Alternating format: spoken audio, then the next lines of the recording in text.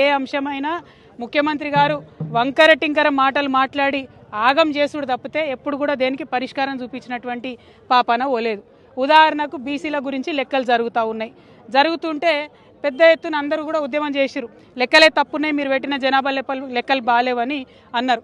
అంటే ఆ మాట పక్కకు పోగొట్టాలి అని చెప్పి ఆయన ఏం చేస్తాడు ముఖ్యమంత్రి గారు అంటే మోడీ గారు బీసీయా కాదా అనే చర్చ మొదలుపెట్టిండు. ఆయన మోడీ గారి మీద మాట్లాడంగానే ఇటుపక్క బండి సంజయ్ గారు మరి రాహుల్ గాంధీ ఏ మతం అని ఈయన మొదలుపెట్టిండు. అంటే ఏంటంటే ఈయన ఆయనని తిడతాడు, ఆయన ఈయనని తిడతాడు, మధ్యలో మాత్రం వీళ్ళిద్దరు కలిసి ప్రజలను పట్టించుకునే పరిస్థితి లేదు.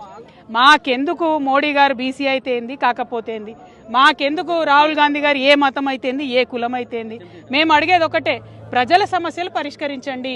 మీరు ఏదైతే జనాభా లెక్కలు చేసిరో అవి సరిగ్గా లెక్క పెట్టండి. ప్రజలకు ఏమైతే హక్కులు రావాలో అది సరిగ్గా ఇవ్వండి. మీరు బిల్లు పెట్టండి, కాంగ్రెస్ వాళ్ళు బీజేపీ వాళ్ళు దాన్ని పాస్ చేయండి. ఇది చేయకుండా ఈ మోడీ గారిది ఈ మతం అని ఒక ఆయన, ఈ కులం అని ఒక ఆయన, రాహుల్ గాంధీ గారిది ఆ కులం అని ఒక ఆయన, మాకెందుకండి?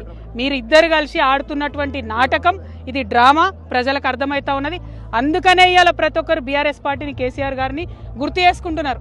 మీరు చిత్తశుద్ధితోని ఏం చెప్తే అది ప్రజలకు ఇవ్వండి, అంతేగాని దాని వెనకాల ఒక కుట్ర పెట్టి దాన్ని రాజకీయంగా వాడుకొని ప్రజలు హక్కులు అడగంగానే అటు నుంచి బీజేపీ వాళ్ళు వచ్చి మాట్లాడాలి, మళ్ళీ వాళ్ళని తిట్టుకుంటే ఇటు నుంచి కాంగ్రెస్ వాళ్ళు మాట్లాడాలి. మధ్యలో ప్రజల్ని మీరు అగౌరవపరుస్తున్నారు, అవమానిస్తున్నారు.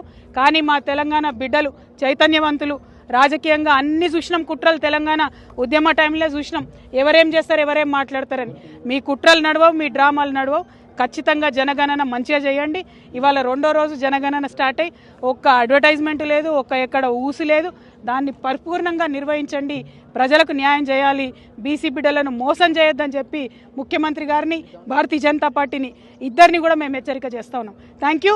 జై తెలంగాణ, జై కేసీఆర్.